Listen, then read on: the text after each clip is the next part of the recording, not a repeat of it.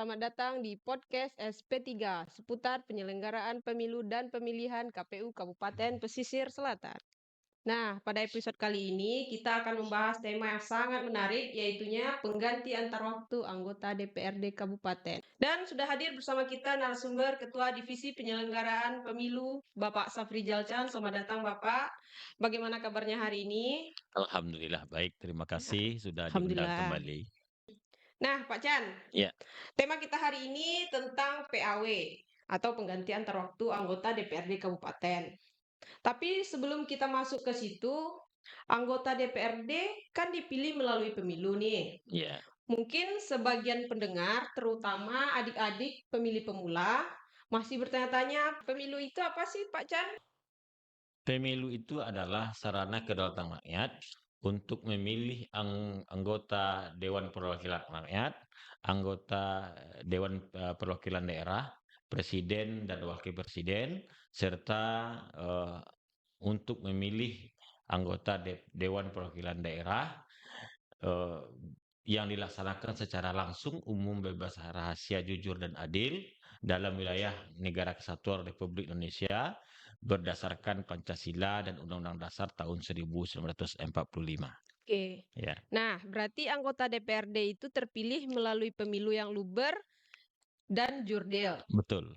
Tapi kenapa sampai ada kegiatan PAW ini, Pak Chan?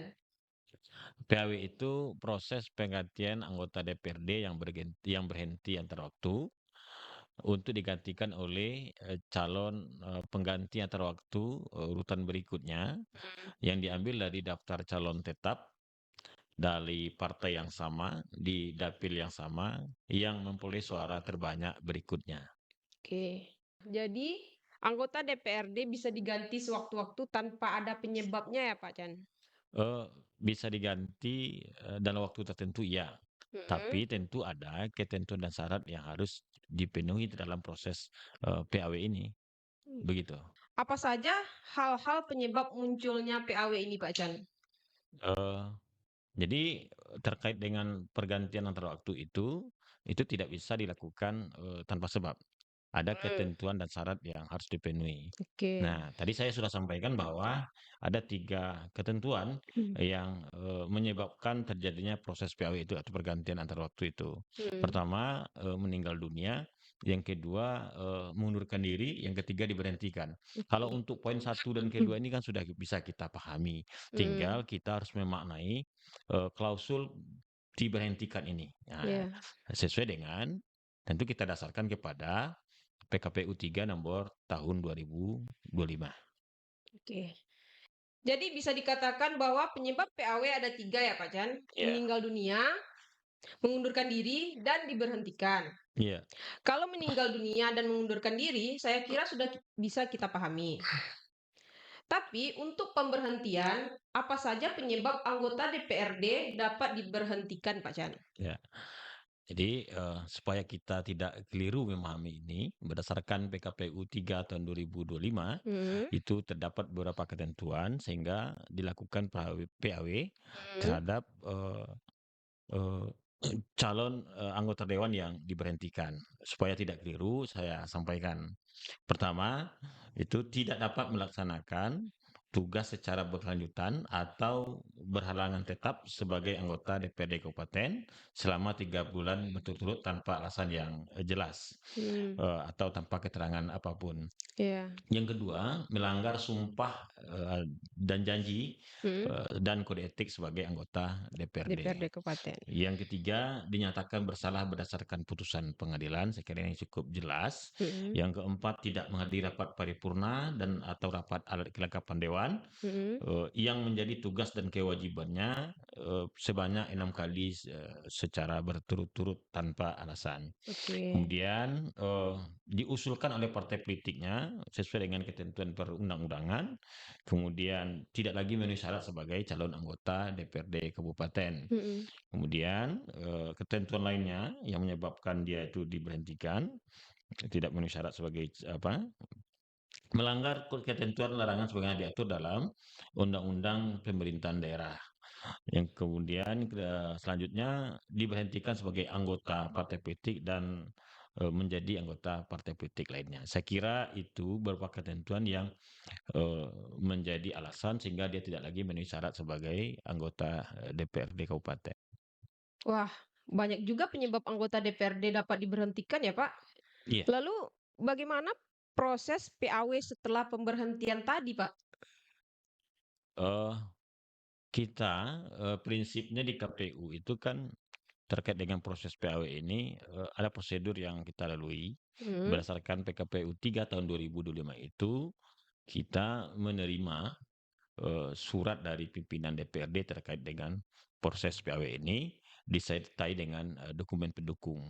ya. Nah, kemudian kita di KPU menindaklanjuti proses PAW ini, artinya memberikan jawaban itu paling lambat 5 hari kerja sejak surat itu kita terima dari pimpinan DPRD. Seperti itu. Setelah KPU menerima surat tadi, apa langkah yang dilakukan KPU, Pak?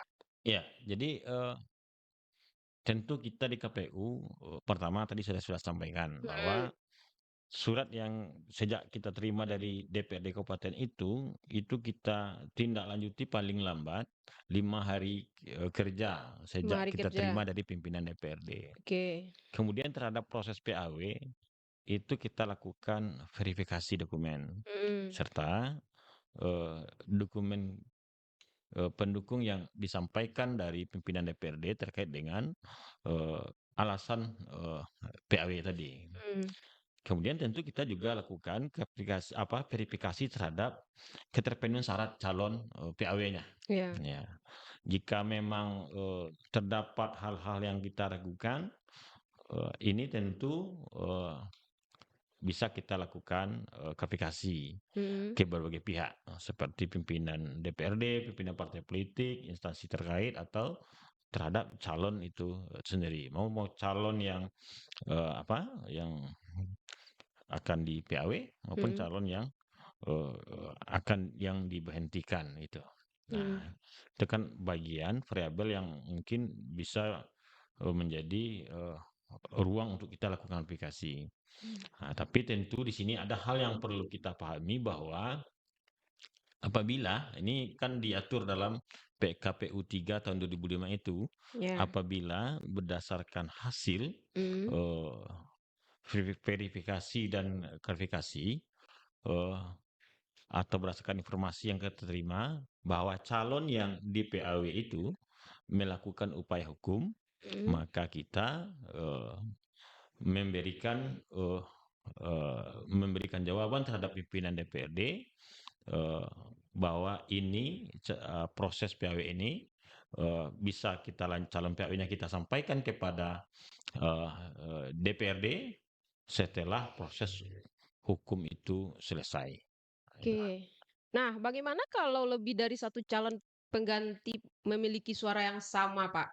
Ya, jadi di PKPU 3 tahun 2025 itu kan diatur secara jelas Ya. bahwa calon PAW itu adalah calon yang diambil dari partai yang sama, Hmm, di dapil yang sama untuk perolehan suara terbanyak selanjutnya. Artinya yang menggantikan calon anggota DPRD ini adalah calon terbanyak setelahnya. oke. Ya, kalau calon yang terpilih ini adalah calon nomor 1, artinya calon PAW nomor 2 dan seterusnya. Hmm, Nah, lalu bagaimana jika calon PAW ini hmm. memiliki suara yang sama? Ya, yang Misalnya sama. nomor 2 calon PAW terbanyak kedua dan ketiganya suara sama. Hmm, Maka prinsip yang akan dilakukan oleh KPU itu adalah berdasarkan sebaran suara. sebaran Ya, suara. sebaran suara calon PAW ini Oke. berbasis eh, kecamatan, eh, nagari, Hmm, hingga TPS. Nah, kita hmm, ukur dulu oke. siapa suara terbanyak di tingkat kecamatannya. Hmm. Nah, maka dia yang akan eh, menjadi calon PAW. Seperti itu. Sepanjang yang bersangkutan memenuhi syarat sebagai calon PAW. Nah, persebaran wilayah itu seperti apa sih, Pak? Ya, kalau persebaran wilayah itu misalnya Hmm, dalam suatu dapil ya. terdapat 3 kecamatan daerah pemilihannya itu. Oke. Nah, maka sebaran wilayah itu adalah perolehan suaranya Hmm, di 3 kecamatan tersebut. Oh, Maka dirinci, akan dihitung, dirinci, dicek siapa dari calon ini kalau memang sama di kecamatan dicek dulu, kalau sama mhm, maka turunannya adalah dicek dulu sebarannya per negari dan begitu seterusnya. oke. Nah, bagaimana kalau sampai tingkat TPS pun masih sama, Pak? Jika sampai pada tingkat TPS, suaranya masih sama, Mhm, terdapat 2 calon yang suaranya sama, maka penetapan calon PAW itu didasarkan kepada jenis kelamin. iya, Nah, jika dari 2 suara yang sama tadi, satu perempuan dan satunya laki-laki, mhm, maka yang ditetapkan sebagai calon PAW itu adalah, calon perempuan. oke, Nah, tetapi jika 2 suara yang sama itu kedua jenis kelaminnya adalah perempuan, mhm, maka calon PAW-nya adalah berdasarkan nomor urut tertinggi di dalam DCT di dapil, tersebut. oke, Begitu. oke.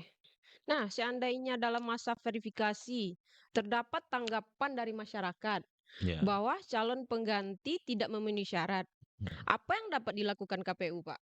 Nah, jadi tadi kan saya sudah sampaikan bahwa ada proses klarifikasi Oke. jika memang dalam hal verifikasi terdapat keraguan-raguan. Nah, kepada siapa saja kita bisa lakukan, klarifikasi itu Mhm, kan bisa kita lakukan kepada, para pihak, misalnya ke pimpinan DPRD, ke partai politik yang mengusulkan, pihak terkait ya? calon, Mhm, nah kemudian ke calon itu sendiri, mhm, termasuk instansi lainnya yang, eee, ada keterkaitan dengan, kepentingan proses PAW ini. oke. Nah, setelah verifikasi nih, Pak, Mhm. dan klarifikasi selesai dan didapatkan nama calon PAW, apa langkah KPU selanjutnya, Pak? Ya, kita, tadi juga sudah saya sampaikan bahwa, paling lambat 5 hari kerja kita sudah, sampaikan jawaban ke pimpinan DPRD terkait dengan, eee, calon PAW ini. Jika memang tidak terdapat upaya hukum, oleh calon yang di-PAW, Mhm, maksudnya calon yang digantikan tadi, maka paling lambat 5 hari kerja itu kita sudah memberikan jawaban terkait dengan calon PAW kepada, pimpinan DPRD. Tentu kita lihat, keterpenuhan syarat dari hasil verifikasi dan klarifikasi ini. oke. Ya, Nah, ternyata panjang juga ya, Pak, proses PAW ini. ya, Apalagi kalau calon PAW-nya lebih dari satu dan ada dinamika yang membuat calon dinyatakan tidak memenuhi syarat. Terima kasih atas waktunya Pak Chan. ya, sama-sama. Eee, Semoga kita semakin tercerahkan terkait proses pengganti antar waktu anggota DPRD kabupaten ini. Nah, teman pemilih, demikian podcast kita kali ini. Sampai jumpa pada podcast berikutnya.